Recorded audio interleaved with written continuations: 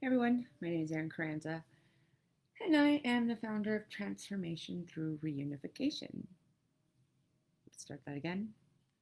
Hi, I'm Erin Carranza, and I am the founder of Transformation Through Reunification. And I saw a TPR hearing, a termination of parental rights hearing, where the judge kind of smiled at the parent while she was taking away this lady's parental rights. I wasn't working for this lady or working with this lady. I just happened to be there for my own client, and I was able to sit in for some reason. I don't remember. I'll have to look at my paperwork. But the point is, this judge had a smirk on her face. And it was probably the ugliest thing I have ever seen in my life. And to top it all off, you are given what is called a goodbye visit, which I happen to think is unbelievably cruel. You have 30 minutes to say goodbye to your child forever. 30 minutes. And it just has not sat right with me all day. And I had a thought. You are taking away somebody's child who's working very hard to get them back, going bankrupt trying to get their child back. You are taking them from a loving parent and you're giving them to somebody you have to pay to take them. So how is that even logical, I guess? But you are taking a child from somebody who wants them, who's fighting to keep them, and you're giving them to somebody you have to pay to take them. I don't know if any of you know who Mr. Vince Davis is. I used to work for him for a while. He saved my daughter. He told me a story about how eventually it got too expensive for the county to keep placing this kid in foster care, group home, so on and so forth. They ended up giving the child back to the parent because it was too expensive for the county to keep the child.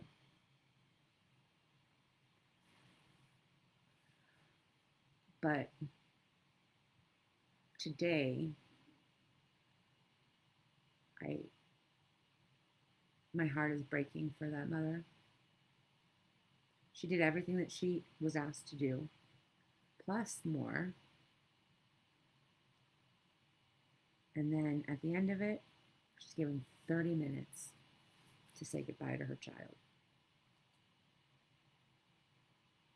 Now, of course, she's going to appeal, but that takes 6 months to even get to court. And my heart has just been so heavy today thinking about all of the parents who fight tooth and nail to get their children back, wrongfully accused or not. They've done what they're supposed to do to get their child back. They still haven't gotten their child back. The county just steamrolls over you and takes away your child, and you're given 30 minutes to say goodbye. Talk about putting salt in your wound. I'm so affected by it that I had to sit down and say something in my pajamas before I'm going to bed because it's making me sick to my stomach. And once you have your parental rights terminated, there's very little you can do to get your child back.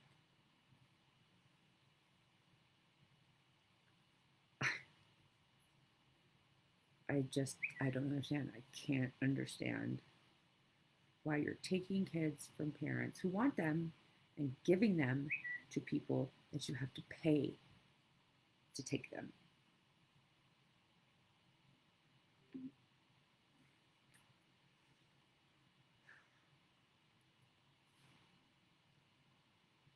It's so sad. Now, I went through dependency court and I left with my custody intact with 50-50 custody with my ex. And that was the most traumatizing thing I've ever been through. My ex is the one that called on me. I tried to take my own life. And instead of calling an ambulance, he calls DCFS. He wanted to control custody. He wanted to control alimony. He didn't want to pay child support. So he thought, well, Jessica,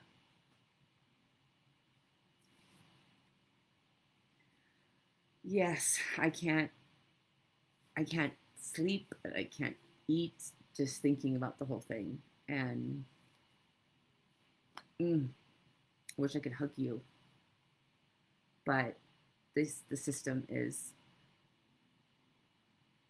beyond broken. I'm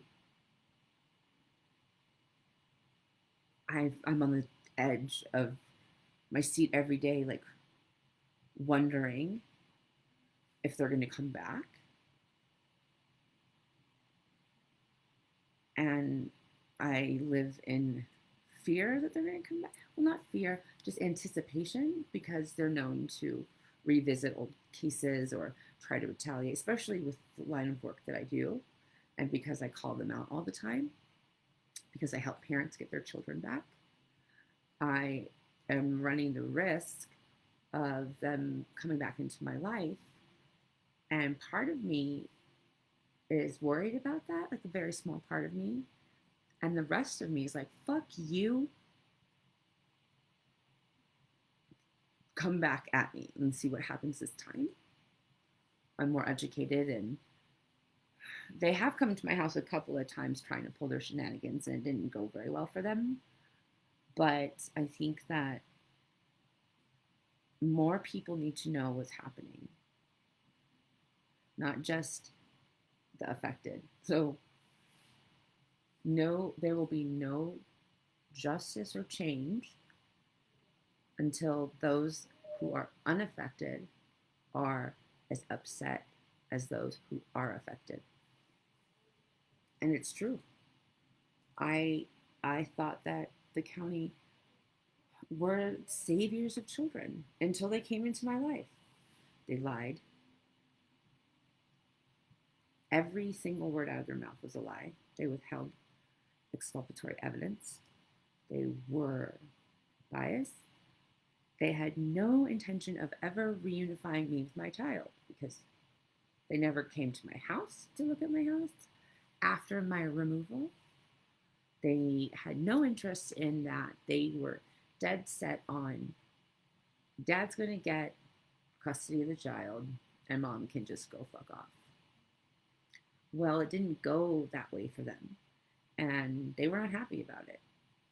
I would get punished for my job, doing my job.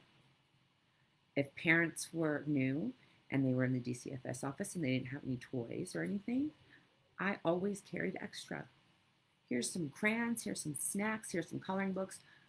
Parents didn't show up for kids in their visit. Instead of having them wait in their disgusting office, because it's disgusting, the Fontana office is disgusting, I would bring them into my visit with my daughter, and here's an extra canvas. Let's paint.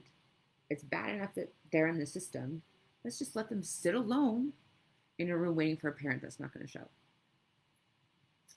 So I would get punished. One time they took all of the chairs out of the little office. And I looked over at them and they had a little smile and they were waiting for me to get upset. And I said, thanks.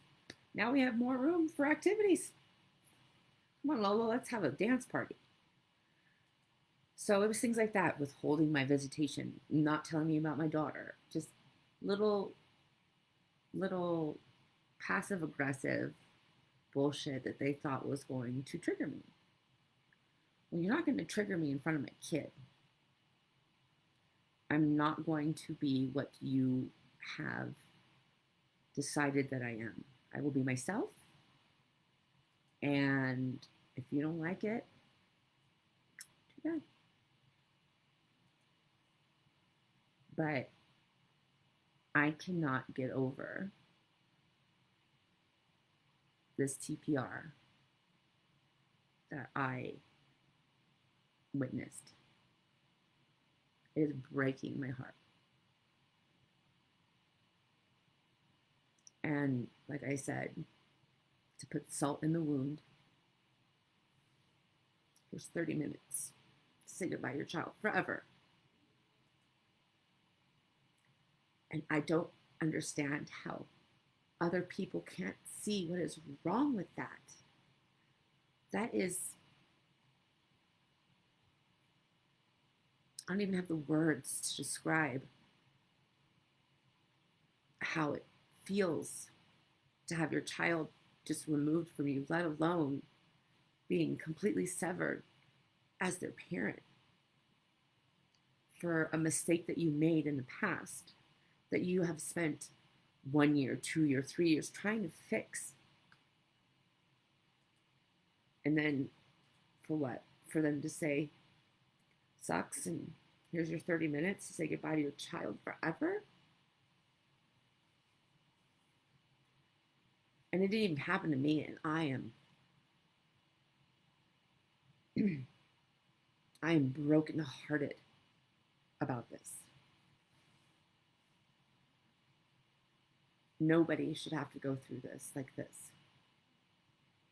If you know somebody who is hurting, if you know somebody who is in dependency court or facing a TPR hearing, don't judge them or scold them or look down at them. Just give them a hug.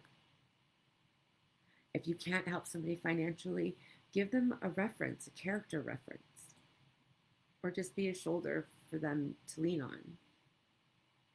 I have gone to many hearings knowing that I can't get into the actual hearing, but I would sit outside for hours with my client inside, knowing that I'm out there. Nobody should have to walk out of that building and be alone on the worst day of your life. And to all you parents who have been TPR'd, I'm so sorry. I know that I'm very lucky in my situation that I left with my custody intact.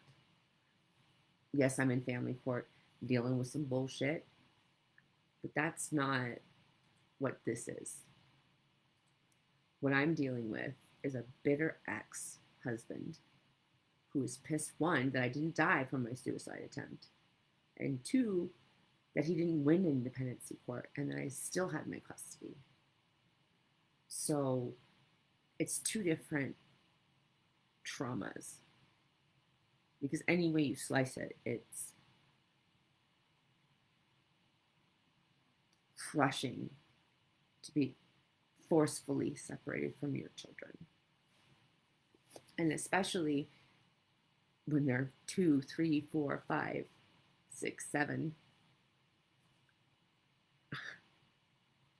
My ex-husband has withheld custody, my visitation, my parenting time, our 50-50. He's withheld so many that it totals up to a year of my daughter's life where you a year just because he's pissed at me. He told me to, go be a better person, find somebody else, move on. So I fucking did, and now he's mad about it. Well, Sorry? Not sorry? I don't know what, I don't know what's in his brain, or I don't understand, because at the end of the day, you're punishing our daughter, and she didn't do anything. And I refuse to look in my daughter's eyes and be the reason for any more pain in her life. You know, you should put him in jail and you should do, well, yes, he should be in jail. He's violated our custody agreement 43 fucking times. We have another hearing coming up in April. But the thought of him being arrested and put into jail because it carries mandatory jail time, and looking at my daughter and her asking where her daddy is, it makes me want to cry. She doesn't deserve to have her daddy ripped away from her the way her mommy was. But at the same time, he shouldn't be acting with impunity. The court's looking the other way because they don't like what I do.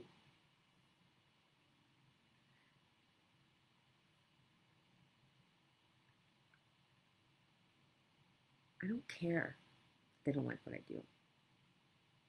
I'm not afraid of them.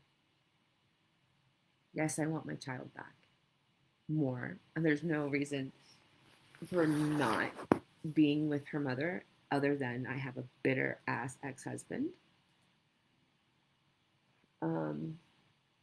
But so when it comes time to exchange our child, he doesn't bring her. She had COVID 12 times. Now it's the storm. I haven't seen her. I haven't seen her in 7 weeks. I had to call the police department today to do a welfare check because I don't know if my kid's alive or if she died in some kind of fucking avalanche.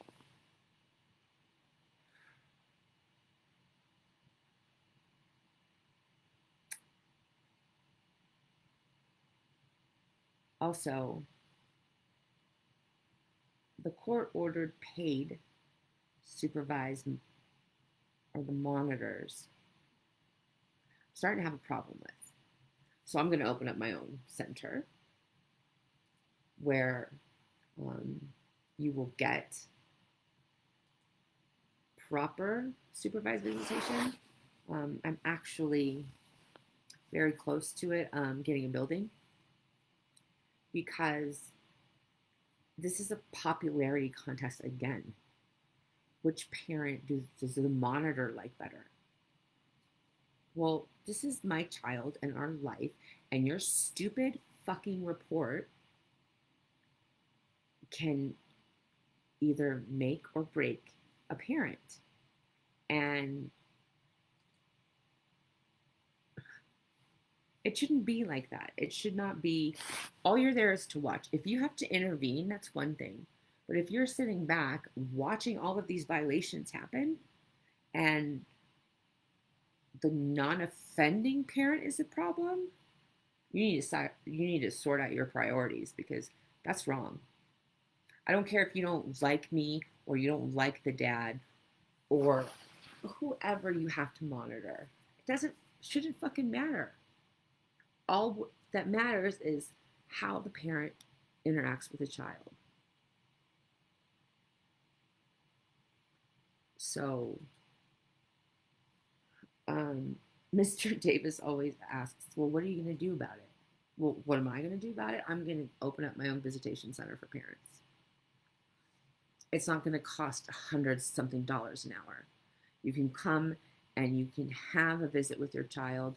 We're going to have an indoor play park that's all has cameras everywhere, so you're monitored all the time, but you can actually bond with your child and you can have a picnic. We're going to have a kitchen so you can cook with your child. If you happen to be on visitation while it's the holidays, we'll have fucking Santa and we'll have Thanksgiving, and you can have a proper holiday with your child and be monitored.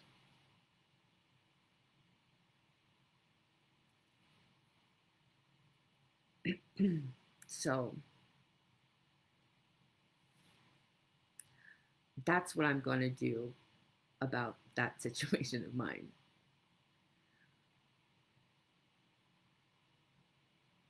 one of the things I'm going to do. I'm waiting to see if I won the bid on this building. I I help families all over the world. I have clients in Ireland, Wales, South Africa, Central America, everywhere, Asia, India. I know. I,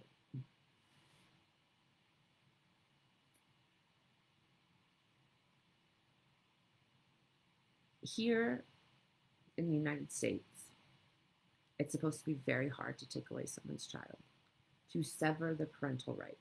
That's why it's constitutionally protected. And it doesn't seem to be the case. They are terminating children and parents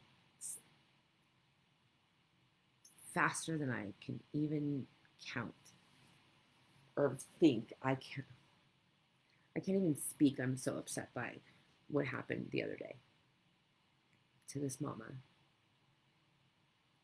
And it was clear, no matter what she did, it wasn't going to change the fact that they were just going to take her child away from her. Now, we all make mistakes. We're all human. We all make mistakes. But the fact that a parent is doing everything that they can to get their child back should carry some fucking weight with the court, and it doesn't. It doesn't. And I don't understand why more people are not outraged. Maybe it's because people don't know. Well, guess what? I'm going to be up on every single soapbox I can be on. Excuse me.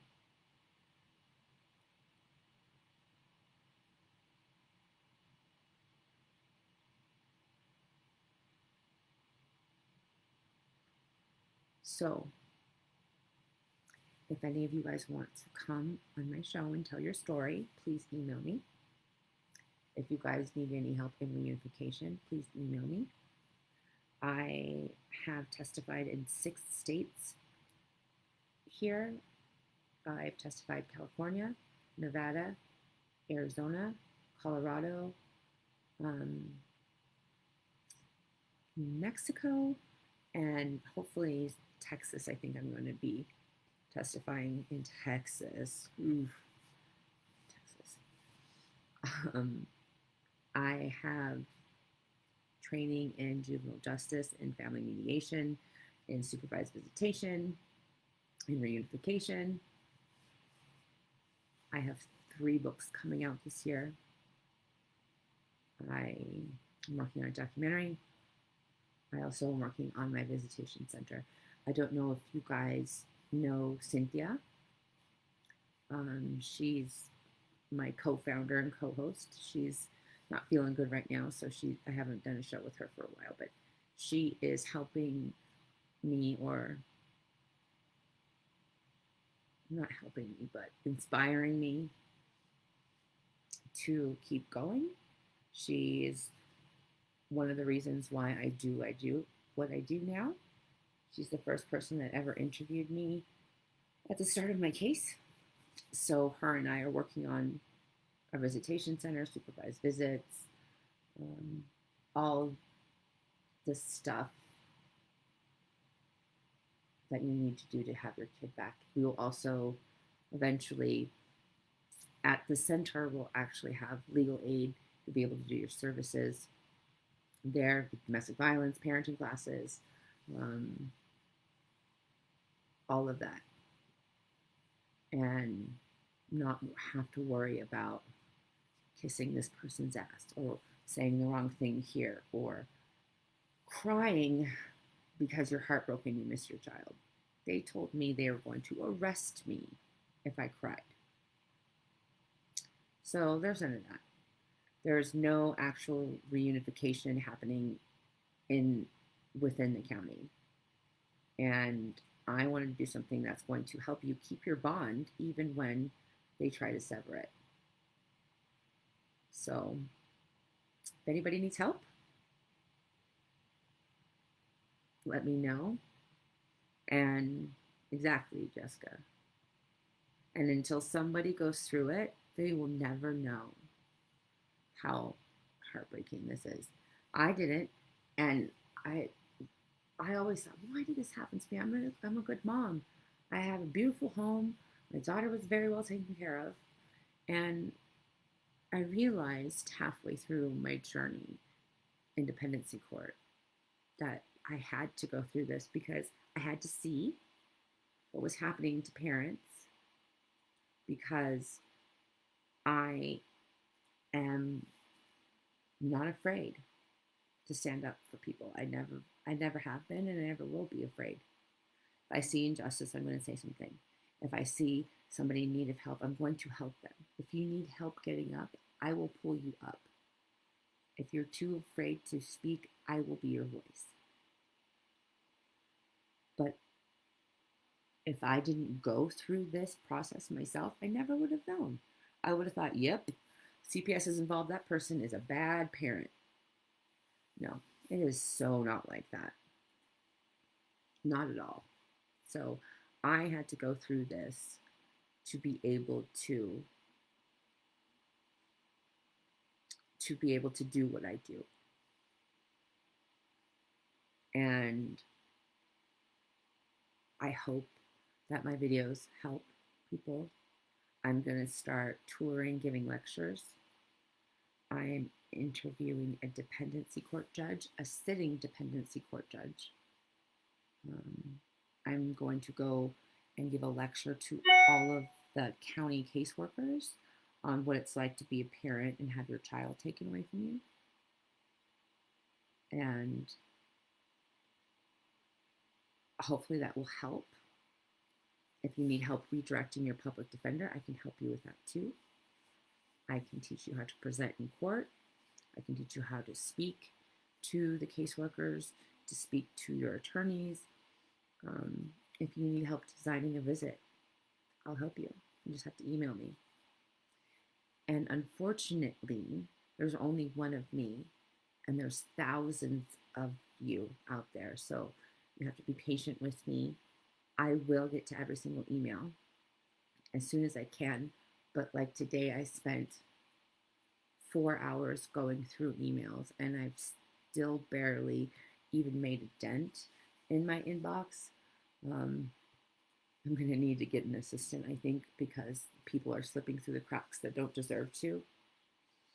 But if you want to come on my show, and tell your story, please email me. We'll make it happen. I'll send you a link and you can speak because we all know you're not allowed to talk in dependency court, which is fucking crazy. You're going to take away my kid, but I can't say anything about it? Come on. So I will give you a place to tell your story and speak. You need someone to listen to you? Email me. And I'll do everything I can to get back to you as fast as I can. And if you decide that you want to bring me on as your reunification coach, or you need help with this, that, and the other, or you need me to facilitate an attorney for you or help you find somebody, let me know. Because nobody should go through this alone. The funny thing is, I tell my clients is, do not tell your social worker that you're working with me right away. You hold that bit back, and when you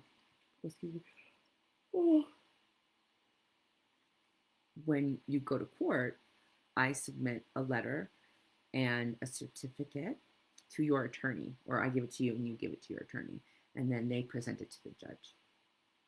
So obviously the county doesn't like me, especially here, because I'm all up in their business.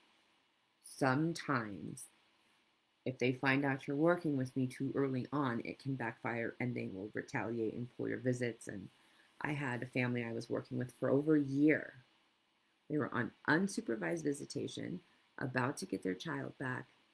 I sat in on their CFT meeting, which I do. I'm an expert in CFT meetings and a court-approved expert witness for reunification.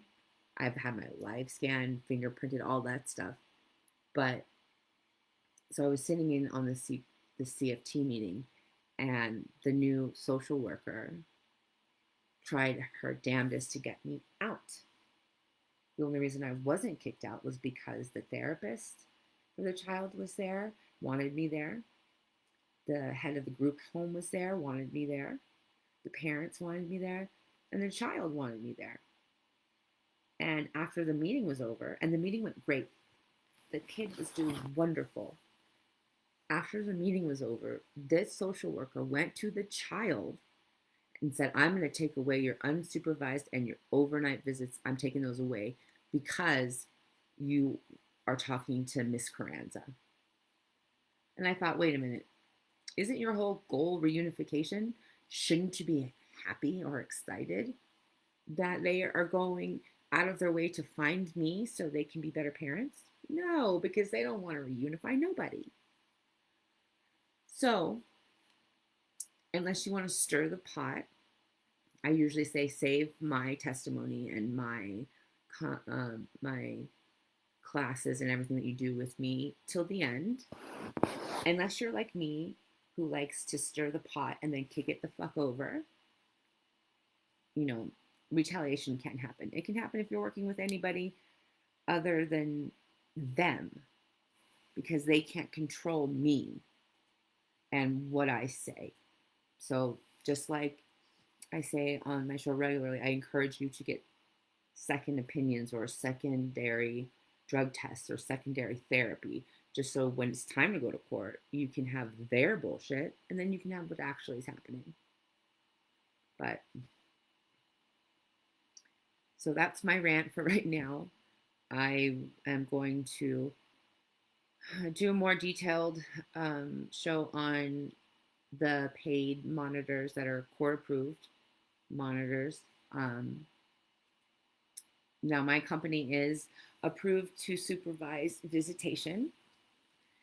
Like I said, I'm working on getting a building, but we'll talk more about that. We'll talk about how to complain about those supervised monitors, where to complain, who to complain to. We'll talk about who you can complain to for your DCF case worker, your group home, all of that stuff tomorrow. But I just had to get this off my chest. And I